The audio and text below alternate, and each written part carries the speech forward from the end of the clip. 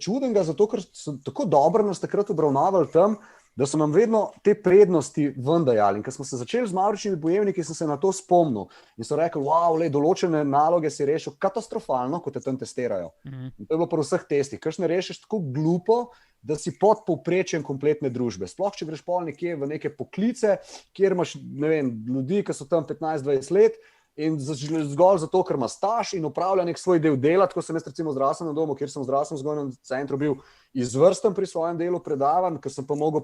tu papir spraviti, pa v tabele, je bilo pa porazno, so bile pa same napake. In sem doskrat tudi v bistvu dobil narobe, ni okej, ampak si je bilo dobro, ker sem jo tako dobro vodil, da je dala to na tehtnico. In rekla, okej, še vedno ona njegova kvaliteta, bomo to že nekako, saj niso tako hude napake, konec koncev.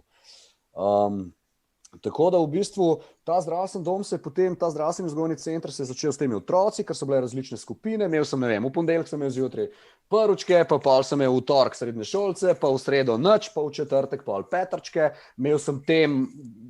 milijon, ker sem pol od NIJZ-ja, se upravičujem, ampak mnogo teh nacionalnih, ki sem jih imel paketov za predavati, sem jih sfrezeral in malo po svoje naredil, z malo manj distance, pa malo z več bližine, z več učinka. Kakorkoli se je to noro slišalo in takrat so me imeli, pa ta ni normalen, poglej na kakšen način spolno vzgojo razlaga, s temi njegovimi grafikami in prikazi življenjskimi, ampak na koncu je v bistvu ta nenavaden pristop me pripeljal takrat na največjo mednarodno konferenco, kjer sem dobil nagrado, v bistvu School Nurse na to temo, bilo je v Ljubljani, tako da ni delodajalec rabil plačati kakšen Singapur,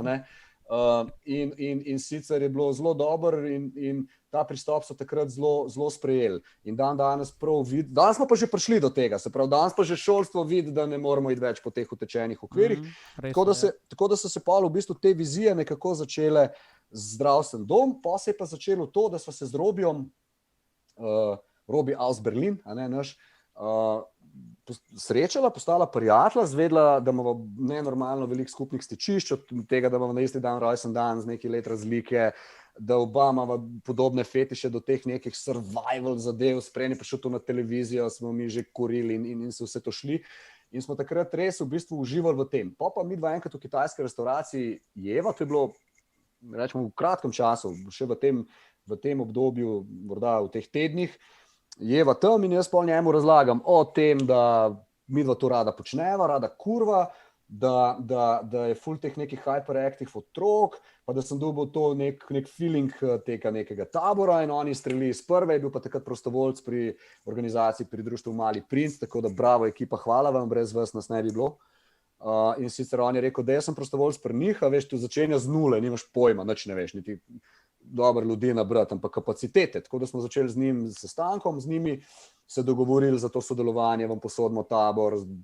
taka. In enostavno so se zadeve potem začele v tej smeri, da sem prvi 2 leti delal kot zaposlen, se pravi, bil sem v zdravstvenem domu še vedno zaposlen, kuril svoj LD, se pravi, porabil svoje poletje morja in hodil na morje konc jeseni in ne vem koga, v glavnem zato, da sem tam bil. In nekako, ko smo naredili tisti prvi tabor, je ta plamen, ta iskra nekako, potem ni bilo več ene ideje mene in Robija, ki so si želela tabor, ker tabor ne mora biti 2, to je jasno kot beli dan. In tudi nekaj je potem vprašanje, veš, to tudi sam vidiš, recimo, kje jih toliko dobite, pač naša mreža prostovoljcev je kar bogata in se dopolnjuje in seveda so upadi in se pravi, pridejo novi, ampak s tem res nimamo težav, ker ne gre za iskanje, vem te vprašal, kam date, zdajle sem na Vrhniki predaval nekaj dni tega nazaj pedagogom, in je bilo eno vprašanje enega kolega tudi na to temo, pa sem pa rekel, pismo, jaz mislim, da ko se sprostiš v tem, ko delaš ene stvari, potem isto mišleči, iste frekvence, jaz to rečem, pridemo skup, prej kaj slej. In to padajo z vseh strani.